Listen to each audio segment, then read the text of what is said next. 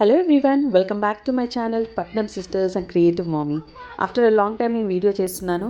నేను ప్రకృతిని ఎంజాయ్ చేయడానికి వచ్చాను ఈరోజు. సో నాతో పాటు మీరు కూడా ఒక వ్యూ చూస్తారనేసి నేను మీకు ఇవన్నీ పోస్ట్ చేస్తున్నాను. సో మీ అందరికి ఒక ఐడియా వచ్చిండొచ్చు, నేను ఒక ప్లేస్కి వచ్చాను. సో ఏంటి రేఖ ఇవన్నీ పశువులను చూపిస్తుంది, ఇక్కడ పశువుల సంతకి వెళ్ళిందా లేదా ఏంటి అని. సో నేను మా డాడీతో వచ్చాను అనమాట. సో ఒక కొత్త ప్లేస్కి వచ్చాను యాక్చువల్లీ. సో మీ అందరికీ తెలిసిందే, నేను ల్యాండ్ తీసుకున్నాను కానీ ఇంకా అక్కడ ఫార్మింగ్ స్టార్ట్ చేయలేదు.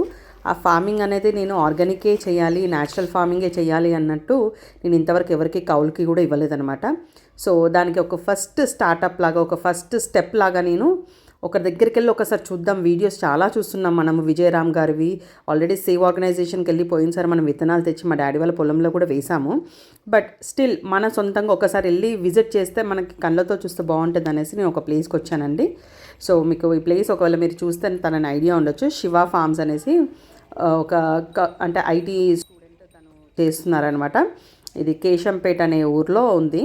సో అక్కడికి విజిటింగ్కి వెళ్ళామన్నమాట. ఆ రోజు వర్క్షాప్ లాగా పెడితే గో ఆధారిత ప్రోడక్ట్స్ కూడా అది ఏమంటారు ఎంటర్ప్రైనర్షిప్ కూడా ఉంది. సో వాళ్ళు ఆ రోజు పెట్టారు. సో మనీ కట్టేసి వెళ్ళాను అనమాట. ఇది వాళ్ళ ప్లేసు, 4 ఎకరాల పొలం అంట. సో అందులో వాళ్ళు ఎలా ఆర్గనైజ్ చేశారు, ఎలా పెట్టుకున్నారు ఏంటని వాళ్ళు ఆ రోజు వర్క్షాప్లో చెప్తున్నారు. సో నాతో పాటు మీ అందరు కూడా చూసేయడానికి రెడీగా ఉన్నారా? సో ఎవరైతే న్యాచురల్ ఫార్మింగ్ చేయాలని అనుకుంటున్నారు, చిన్న ప్లేస్ ఉన్నా పర్వాలేదండి, అట్లీస్ట్ 60 యాడ్స్ ఉన్నా పర్వాలేదు, మన ఇంట్లో మన కూరగాయలు పండించుకోవడానికి ఒక సిటీలో చిన్న ప్లాట్ ఉన్నా పర్వాలేదు. సో న్యాచురల్గా పండించాలనుకుంటే తప్పకుండా మీ అందరూ ఈ వీడియో మీకు హెల్ప్ అవుతుందని అనుకుంటున్నాను. సో త్వరలో మీ అందరికీ కూడా మంచి వీడియోస్తో నేను మీ ముందుకు వస్తుంటాను. సో ఇన్ని రోజులు గ్యాప్ తీసుకున్నాం. సో ఈసారి ఎట్లయినా వానాకాలంలో మనం స్టార్ట్ చేయాలని అనుకుంటున్నాను. సో దానికి చిన్న ఫస్ట్ బిగినింగ్ స్టెప్ లాగా ఒకసారి విజిటింగ్కి వచ్చానమాట. సో ఇక్కడ చూడవచ్చు, ఇది గానుగా పెట్టారు. సో అక్కడ అన్ని రాసారు ఇన్స్ట్రక్షన్స్ కూడా, అంటే ఏంటి ఎలా వాడాలి, ఏంటి పొద్దున్న లేసి ఏం చేయాలని కొన్ని మంచి పెట్టారు. ఇక్కడ ఎదురుగానేమో ఒకటి వాళ్ళకి స్టోరేజ్ రూమ్ లాగా అంట. సో ఇక్కడ ఎద్దు గానుగా కూడా వాళ్ళ దగ్గర ఆయిల్ తీసి వాళ్ళు అమ్ముతున్నారు. ఏంటి అంటే ఆయిల్స్ చాలా అంటే ప్యూర్గా అనమాట వాళ్ళు. అంటే ఇప్పుడైతే వాళ్ళు ఓన్లీ బయట నుంచి కొన్ని రైతుల దగ్గర నుంచి తెచ్చుకొని అమ్ముతున్నారు. సో ఇక్కడ చూడొచ్చు బిలోనా మెథడ్, అంటే మనకు వెన్న తీసేది కూడా చూపిస్తున్నారు ఆవు పాలతో. ఇది స్వచ్ఛమైన ఆవు పాలతో ఎలా చేయాలి, వెన్నపూస ఎలా తీయాలి, దాని నుంచి నెయ్యి ఎలా చేయొచ్చు అన్నట్టుగా ఎక్స్ప్లెయిన్ చేస్తున్నారనమాట. సో ఇది దాని తర్వాత ఇక్కడ చిన్న కోళ్ళు కనిపించాయి నాకు. అంటే ఈ కోడి ఉంటే ఇది చూస్తున్నారు కదా, దీన్ని ఏమంటారో నాకు తెలీదు, మీకు తెలిస్తే కదా కమెంట్ బాక్స్లో కమెంట్ చేయండి, దాని పేరు ఐడియా రావట్లేదు. ఆ పక్కనదైతే గిన్నె కోడి అని అంటున్నారు వేరే వాళ్ళు. సో ఈ కొత్తగా ఉన్న కోడి పేరు తెలీదు, రెడ్ కలర్ ట్రంక్ ఉంది కదా అది. సో అదేంటంటే పాములని చంపేస్తుందంట. సో దానికోసం వాళ్ళు పెట్టుకున్నారనమాట. సో ఇలా మేము అయితే ఫామ్కి విజిట్ చేసాం. అక్కడ డైరెక్ట్గా వెళ్ళి చూడొచ్చు. ఇదనమాట 5 లేయర్ మెథడ్లో ఆయన చేసిన ఫస్ట్ ఉంది కదా అది అయితే వెళ్ళి చూసే వాళ్ళు వెళ్ళి చూస్తున్నారు. ఇవేమో ఇది జీవామృతం అవన్నీ తయారు చేస్తున్నారు అనమాట అక్కడే డ్రమ్స్లో. సో ఒకసారి చూద్దామని చూసాం. ఆ వాసన అయితే భరించలేకపోయాం, బట్ న్యాచురల్ కాబట్టి అలా ఉంది. సో ఆవులకి కూడా ఎలా ఉందో షెడ్ అనేసి చూపిస్తాను. నేను అంత క్లియర్గా నేను పెట్టట్లేదండి, ఎందుకంటే టైం వేస్ట్ అవుతుంది కాబట్టి నేను ఓన్లీ జస్ట్ గ్లిమ్స్ లాగా ఇస్తున్నాను మీకు. సో ఆవులు చూడొచ్చు చాలా ఉన్నాయి. సో ఆయన ఏంటంటే మనకి బక్రీద్కి ఆవులని కటింగ్కి పంపిస్తారు కదా, అక్కడ నుంచి తెచ్చుకున్నారంట 4-5 ఆవులు. సో అలా ఆవులని ఆయన రక్షిస్తున్నారు. సో మనకు కూడా అదే చెప్తున్నారనమాట. మీరు అలా ఆవులను కొనాలనుకుంటే అట్లా బక్రీద్ టైంలో చాలా వరకు మార్కెట్లో వెళ్ళి వాళ్ళు అమ్మడానికి పెట్టేస్తారు. సో అక్కడ వెళ్ళి మీరు ఆవులని రక్షించండి, వెళ్ళి అక్కడి నుంచి కొనుక్కోండి అని చెప్తున్నారు.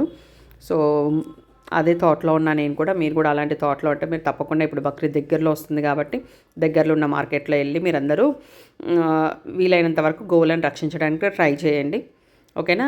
ప్రకృతి వ్యవసాయం చేయాలనుకునే వాళ్ళే, ఎందుకంటే మనకి పాలతో సంబంధం లేదు, ఓన్లీ దాని గోమూత్రము గోపేడ ఉంటే సరిపోతుంది అనుకునే వాళ్ళు తప్పకుండా వెళ్ళి మీరు తీసుకోవచ్చు.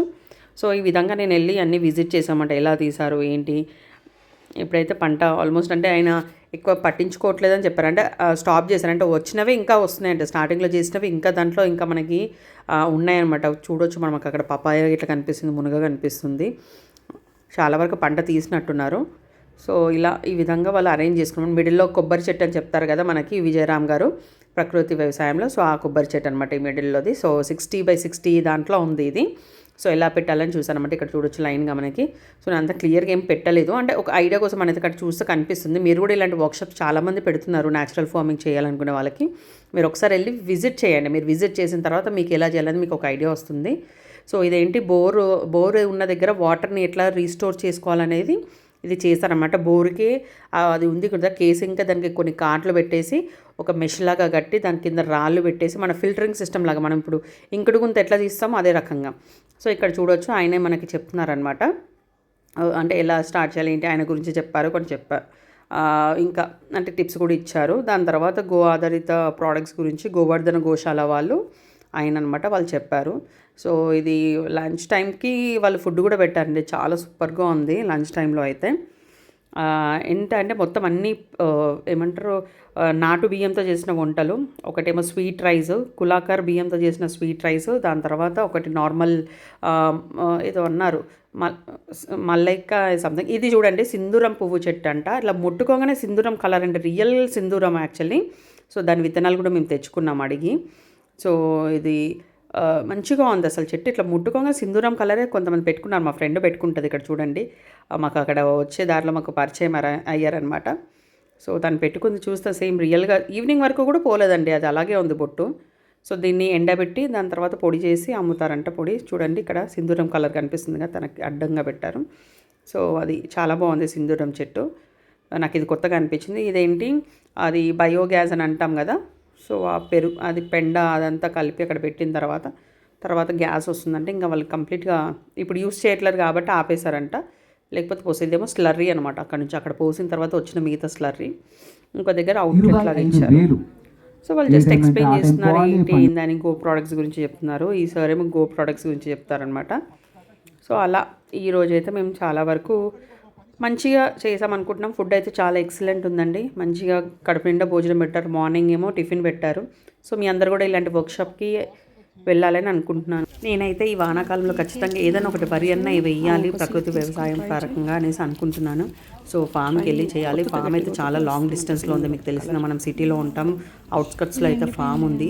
సో నేను హస్బెండ్ అయితే బిజీగా ఉంటారు, నేనే ఒక్కదాన్ని ఎలా చేయాలని అనుకుంటున్నాను. సో నేను ఒక యూట్యూబర్ని చూశాను, ఒక మేడం అరుణ మేడం అనేసి ఆవిడ ప్రకృతి వ్యవసాయం చేస్తున్నారు. సో తను నాకు ఒక ఇన్స్పిరేషన్గా అనిపించారు. సో తప్పకుండా తనను ఒకసారి కలిసి నేను కూడా స్టార్ట్ చేయాలని అనుకుంటున్నాను.